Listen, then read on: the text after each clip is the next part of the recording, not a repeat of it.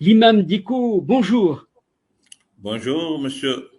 Vous êtes ancien président du Haut Conseil islamique et aujourd'hui vous êtes au cœur de l'actualité malienne. D'abord, pourquoi autour de vous il y a tout un mythe, des polémiques, on vous attribue plein de choses. Où en est-on en réalité?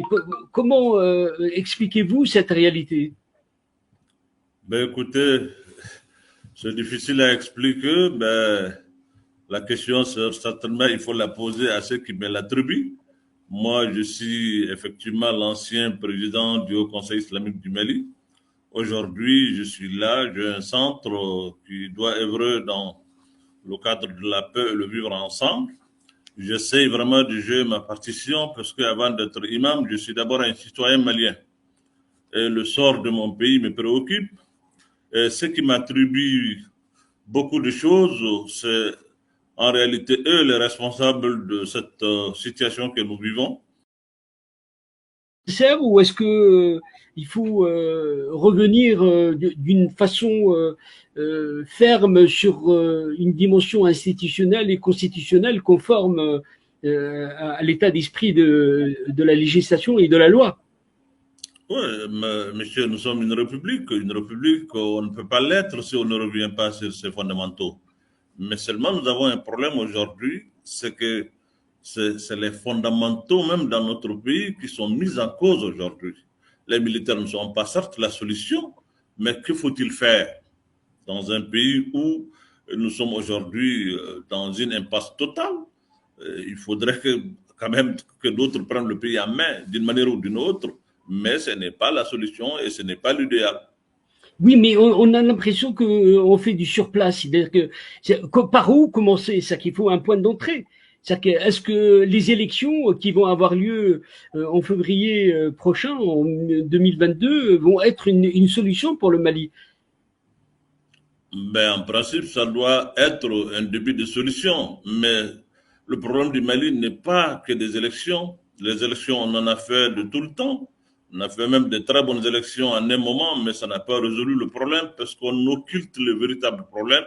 On fait du fuite en avant et ça ne marchera pas. Malheureusement, la communauté internationale ne prend pas le temps de nous comprendre et on nous juge sur des préjugés sur des choses, on calque notre situation sur d'autres pays.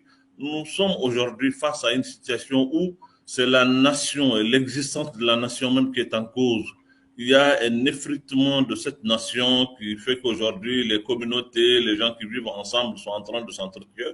Il faudra s'arrêter à un moment donné pour chercher la solution et diagnostiquer le mal en profondeur. Ça n'a jamais été le cas. On fait du semblant. Et faire semblant, ce n'est jamais bien faire. Mais comment nommer les mots du pays? C'est-à-dire comment aujourd'hui définir ces blocages terribles qui coûtent très cher? On semble s'installer dans une forme d'attente permanente. Ben écoutez, le comment, c'est cette question que tout le monde se pose. Nous, moi précisément, qui suis un imam, dès qu'on parle, parce qu'il faut parler, nous sommes d'abord des citoyens, le sort du pays, ça nous intéresse tous, ben on vous qualifie de tout, à commencer par nos frères et amis occidentaux, mais c'est un imam, qu'est-ce qu'il a eu à faire dans cette affaire-là, pourquoi il en parle, pourquoi il se mêle, quel est son agenda, quel. Alors, tout le monde est arrêté, on ne sait pas qu'est-ce qu'il faut faire. Aujourd'hui, le problème n'est pas imam ou militaire ou politique. Le problème, c'est l'existence même du Mali qui est là. Et aujourd'hui, c'est ce que je dis à tout le monde, c'est ce qui m'a valu de faire ce manifeste-là pour demander aux Maliens de se regrouper autour d'un pacte républicain. Il faut qu'on se donne la main. Le fait qu'on soit imam ne veut pas vous disqualifier pour dire que vous n'êtes pas un citoyen qui a le bon sens, qui doit réfléchir pour le sort de votre pays. Moi, je n'ai pas cherché à gouverner le pays, je n'ai pas cherché à être élu. Tout simplement, je suis là. La démocratie, la lutte a commencé sous mes yeux. Et le parcours démocratique de notre pays, je l'ai traversé jusqu'à aujourd'hui. Donc, je suis quand même quelqu'un qui sait aujourd'hui les mots que le Mali est en train de subir. qui vient en réalité de l'élite. Aujourd'hui, l'élite politique, l'élite administrative, l'élite même religieuse. Le Mali, il y a un problème.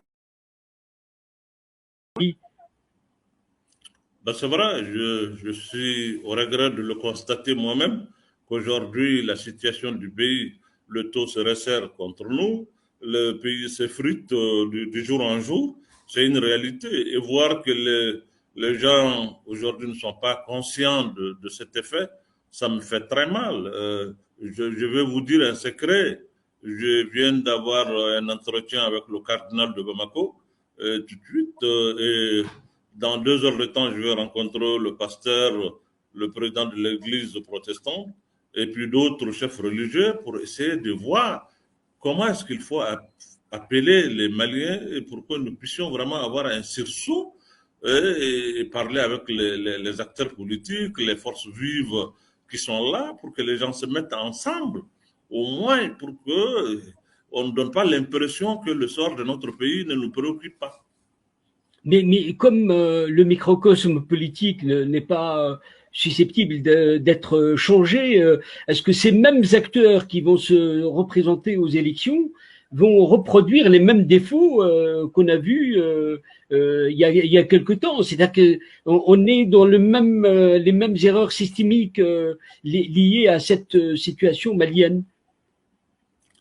Bon, malheureusement, nous avons comme l'impression que tout ce qu'on est en train de préparer, c'est déjà vu, que c'est les mêmes choses qui vont encore venir parce que on n'a jamais voulu aller en profondeur de notre situation.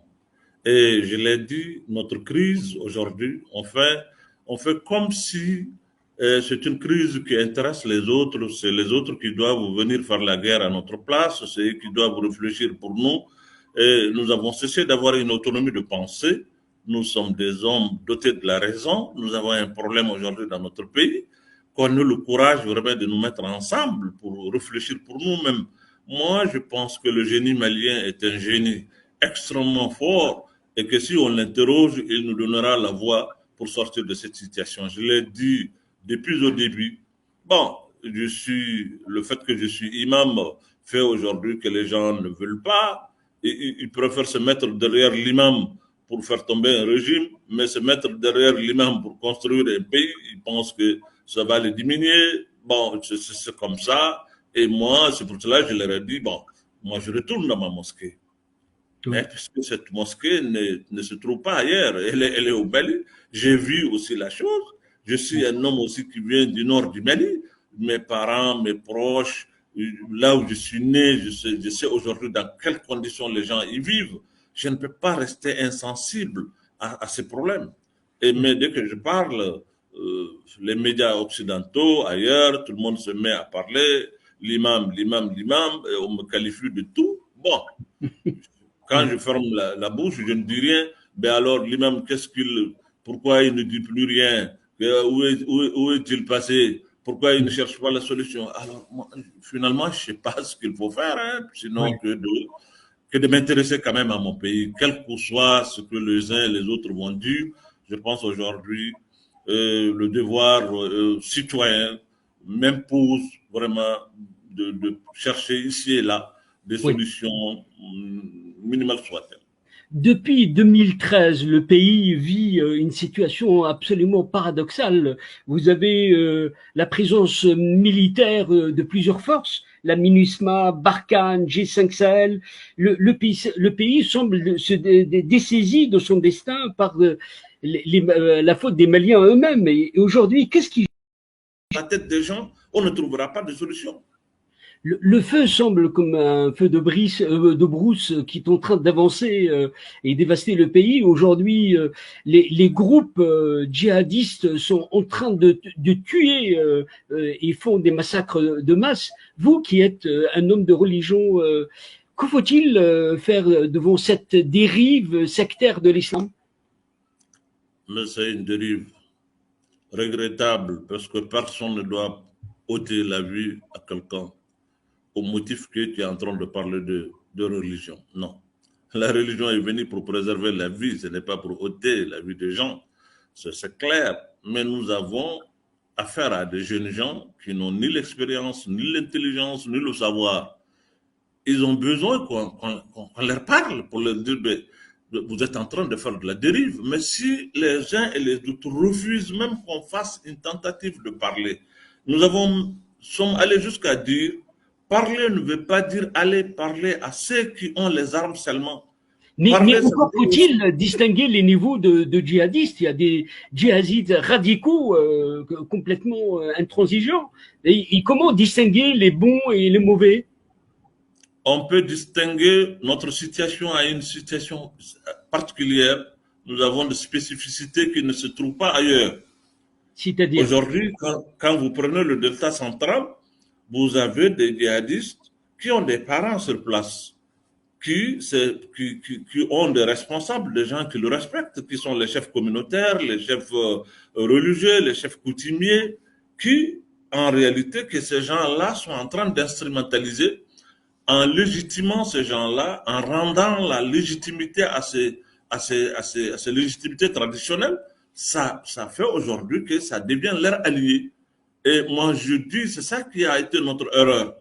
C'est d'abandonner les légitimités traditionnelles, les pouvoirs coutumiers, les chefs religieux, les abandonner au sort de ces gens-là qui est en train de les utiliser aujourd'hui.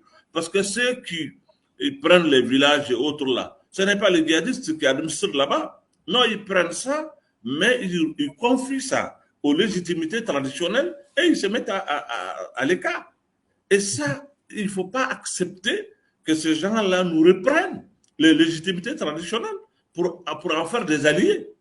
Il faut qu'on parle avec nos légitimités, nos chefs coutumiers, nos chefs traditionnels, parce que c'est dans cet environnement que ces gens-là, ils recrutent. C'est quand ils ont la sympathie de ces gens-là, ils se sentiront toujours forts et légitimes. Il ne faut pas leur donner ça. Il faut parler avec ces légitimités. Il faut reprendre ces légitimités au compte de l'État. Voilà ce que nous avons dit qui n'a pas été compris jusqu'à aujourd'hui.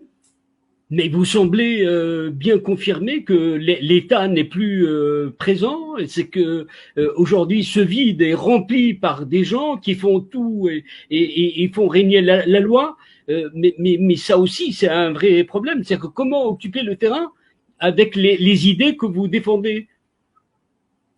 Mais en réalité, on peut occuper le terrain puisque je l'ai dit, ces gens-là, eux-mêmes physiquement, ne sont pas sur le terrain. Dès qu'ils occupent, ils arrivent vraiment à trouver un village dans lequel il n'y a pas l'administration, il n'y a pas le trace de l'État, ils réinvestissent là-bas, mais en confiant la gestion aux légitimités traditionnelles. On peut trouver vraiment un mécanisme qui nous permet vraiment d'apaiser, et trouver d'accalmie, et pour au moins que l'État souffle un peu.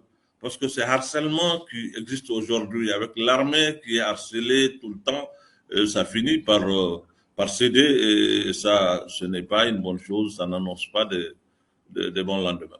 La France est venue depuis 2013 secourir la situation. Aujourd'hui, elle est totalement rejetée et contestée. C'est que comment aujourd'hui trouver le bon milieu entre cette présence et les exigences des Maliens?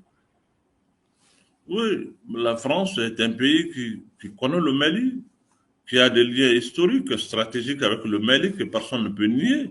Il faut avoir de la myopie politique pour penser que, bon, nous, avec la France, c'en est fini, c'est trop facile et c'est léger, ce n'est pas une réalité. Il faut se convaincre que ce n'est pas la bonne manière de voir les choses. Je pense que la France, d'abord, est un allié stratégique et historique avec lequel nous devrons partager beaucoup de choses parce que nous ne pouvons pas ne pas les partager avec eux. C'est l'histoire qui a voulu que ça soit ainsi et il faut voir ça en face, c'est une réalité.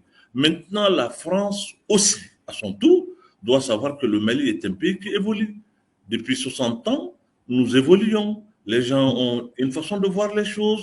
Il ne faut pas penser on est imam, on n'est pas doté de la raison, on ne doit pas parler de son pays, il faut le rejeter, non, il ne faut pas avoir affaire avec ces islamistes, etc., etc. Cette façon de faire qui infantilise un peu un pays, ce n'est pas une bonne chose. Les Maliens se sentent un peu sous-estimés et agressés dans leur chair. Et nous sommes des alliés, il faut que la France nous prenne comme des alliés. Mais quand la France dicte et donne des ordres, parle, sans même consulter le peuple malien, ça fait mal. Ce qui est discuté aujourd'hui, c'est l'accord de défense. Mais l'accord de défense, c'est un outil stratégique entre le Mali et la France. C'est connu, c'est réel. Nous ne pouvons pas aujourd'hui nous passer de certaines choses, c'est vrai. Mais ça doit se discuter, ça doit être accepté. Les parlements doivent vraiment dire leurs mots là-dessus pour que le peuple se sente concerné.